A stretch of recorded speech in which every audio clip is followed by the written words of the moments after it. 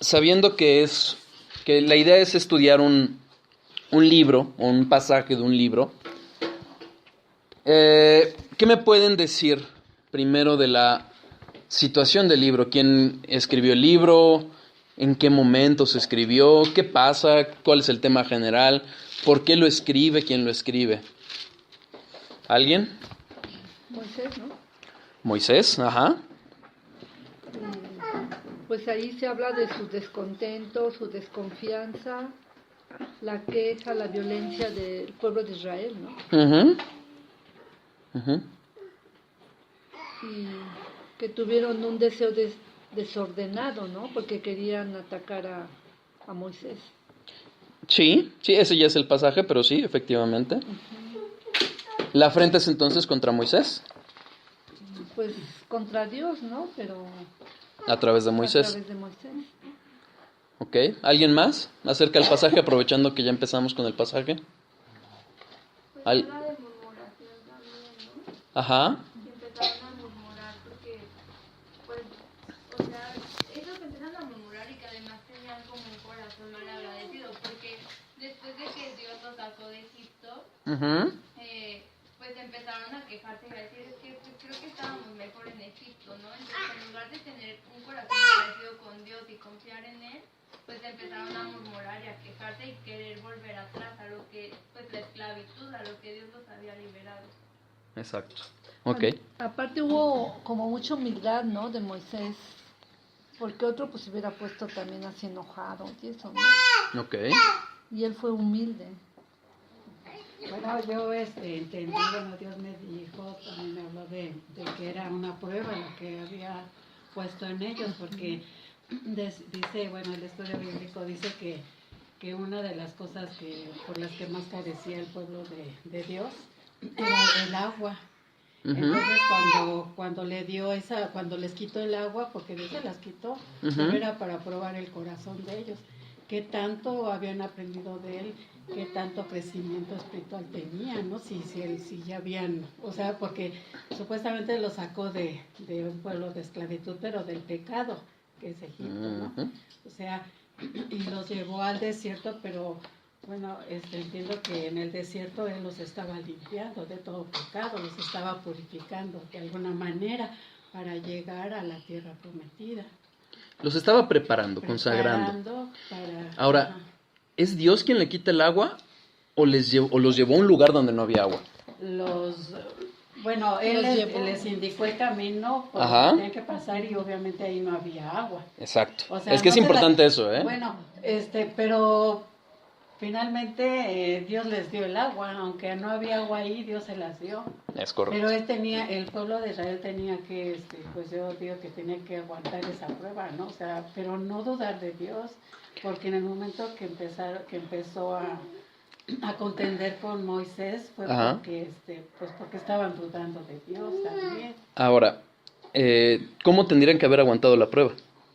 Con paciencia, ¿no? Pues en oración debieron haberle buscado a Dios, porque Dios les proveyó de todo y Dios los acompañó en todo el tiempo. Estaba ahí en la nube, en el fuego que los alumbraba. Entonces la confianza del pueblo debió haber estado ahí. Es correcto. Porque siempre estaba ahí, ellos lo sabían. Uh-huh. Entonces ellos debieron haber hecho lo que... O sea, no debieron haber hecho enojar a Dios, porque finalmente lo hicieron enojar a tal grado que él quería destruir al pueblo. Bueno, yo lo leí. Uh-huh. Quería destruir al pueblo y fue cuando Moisés y Aarón se postraron y dice que pusieron su frente en el suelo. Uh-huh. y le imploraron a Dios que no, o sea, que no lo hicieran. Vamos a ver, porque de hecho es un poquito diferente, ¿eh? Ahorita lo vamos a ver. Bueno, Es curioso el punto de la paciencia, porque también hay que ubicar, ahorita vamos a ver el contexto, hay que ubicar el contexto de que en el desierto no puedes estar mucho tiempo sin agua, Sí. porque te deshidratas y te mueres. Aparte de la soledad, ¿no? También. No, en la soledad no, eran 2 millones de personas. Ah, bueno. Te da insolación. La insolación, sí. Pero es así casi inmediata. Pero ¿cuál insolación si tenían la nube? Dios estaba cuidándolos para que no tuvieran ese problema. El frío igual. Pero igual tenían la necesidad del agua. Eso Su sí, cuerpo tenía eso, el calor existía, pero el sol en sí no, los no cubría. lastimaba. Vamos a ver, vamos a empezar con la ubicación de lo que es el libro. El libro es Éxodo.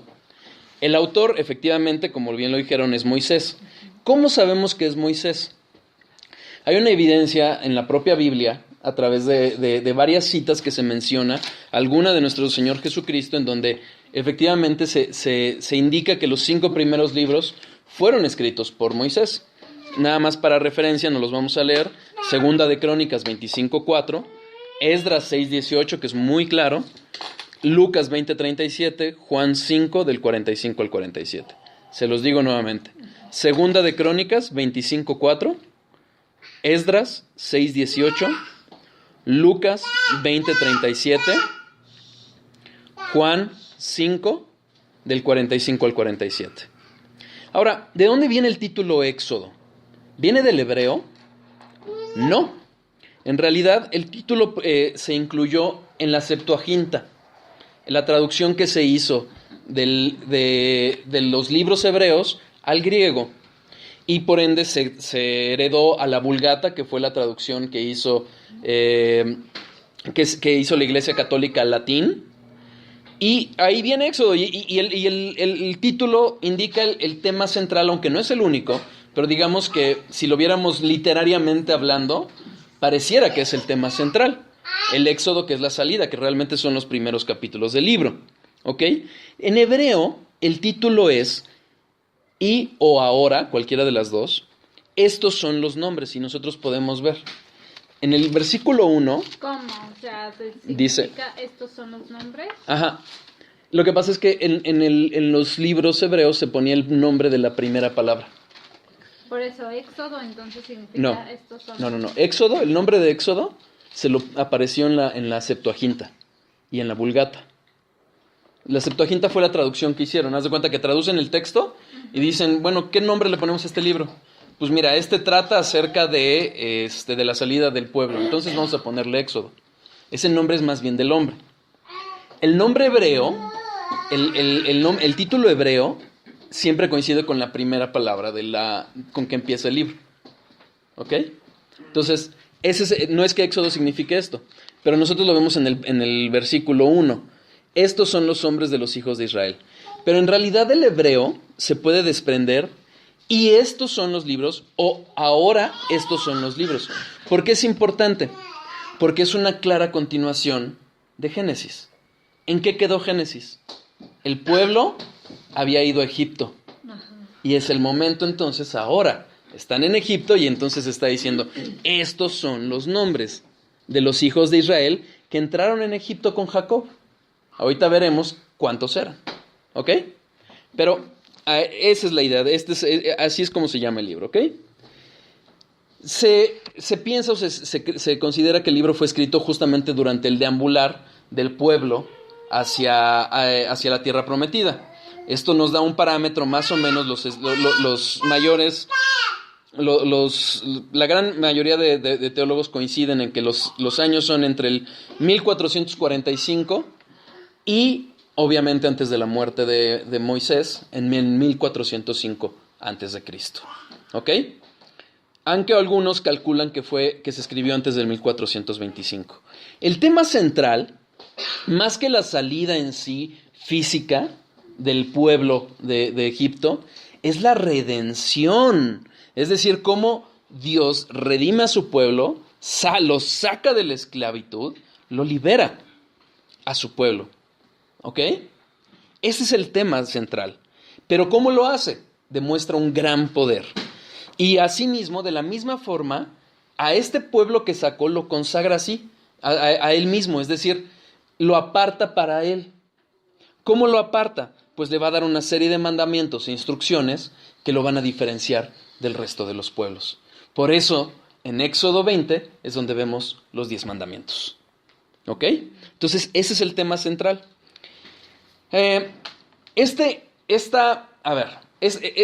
serie de reglas y de instrucciones que le da Dios a Moisés para que se lo dé al pueblo, no es no es para buscar la salvación. Sabemos que por la ley nadie va a ser salvo. Pero es una manifestación externa de la gracia de Dios. Dios, por su favor inmerecido o aún desmerecido hacia el pueblo, lo rescata y le da esa como señal de su gracia, que va a ser manifestada externamente, como diferenciándolo del resto de los pueblos. ¿Sí? ¿Queda claro? Sí. Vamos a escuchar una predicación, vamos a irla cortando poco a poco, de Sujel Michelén, se llama Dios en el banquillo. ¿Ok? Vamos a empezar, vamos a escuchar el inicio.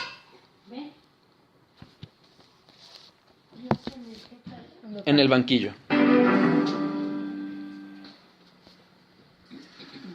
A finales de la Segunda Guerra Mundial, cuando el pueblo alemán estaba comenzando a conocer lo que había sucedido en los campos de concentración, un pastor protestante llamado Gunther Rutenborn escribió una obra de teatro llamada La señal de Jonás.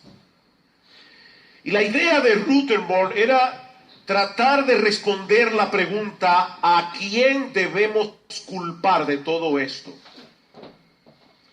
¿Quién debe cargar con la culpa de este genocidio? Más de 6 millones de judíos fueron exterminados en la llamada solución final en Belsen, Dachau, en Auschwitz, sin contar con todas las demás atrocidades que los nazis cometieron en Europa durante la guerra. Y aunque muchos alemanes se sentían consternados con las historias que estaban saliendo a la luz pública, a título personal nadie se sentía culpable. En la obra de Rutenborn, una obra interesante porque él la hizo de tal manera que los actores dialogaban con el público acerca de este asunto, todos defendían su inocencia culpando a los demás, sobre todo a los de más arriba. El ama de casa decía: yo estaba luchando con el racionamiento de alimentos, yo no tengo la culpa de nada. El soldado decía: yo tampoco soy culpable, solo estaba obedeciendo órdenes. Pero el comandante también se defiende bajo el alegato de que solo estaba siguiendo las directrices del partido. Y por supuesto el partido estaba siguiendo los lineamientos de sus líderes. Pero a medida que van subiendo en el escalafón de autoridad, finalmente un hombre se pone en pie y declara que la culpa en realidad se encuentra más allá del ejército, más allá del partido, incluso más allá del mismo Hitler. Dios es el culpable, decía él. Él es el único que debe ser juzgado aquí. Y no solo por lo que los nazis hicieron durante el Tercer Reich, sino por todas las miserias y calamidades que vemos en el mundo. El hombre pretende vivir de espaldas a Dios, desechar su ley, no tomarlo en cuenta. Pero cuando cosecha el fruto de su locura, entonces comienza a proyectar su culpa en otras personas, hasta que finalmente, tarde o temprano, termina culpando a Dios. Y eso es muy común. Dios es el culpable. Ese Dios al que nosotros hemos decidido pasar por alto. Así que repentinamente los acusados se convierten en acusadores y pretenden sentar a Dios en el banquillo para ser juzgado. ¿Por qué esta historia? Ya leímos el pasaje. Por lo menos esa era la tarea, ¿verdad? ¿Por qué la historia? ¿Por qué cuenta esta historia Sujel? Porque todos justificamos nuestros pecados, ¿no? Ok. Tratamos de culpar a Dios, ¿no? Porque Dios me permite hacer estas cosas o porque Dios no estuvo conmigo. Entonces, en lugar de examinarnos a nosotros mismos, como dice el predicador, pues culpamos a Dios, ¿no? A que se nos hace más fácil para deshacernos, se podría decir, de la culpabilidad de nosotros, ¿no? El culpable, o sea, culpa al inocente, ¿no? Exacto. Ahora, la historia, pues, pero ¿cómo es en la historia? Pues es que ellos culpaban a Dios de su condición, de ¿Qué estar condición? en el desierto, sin agua.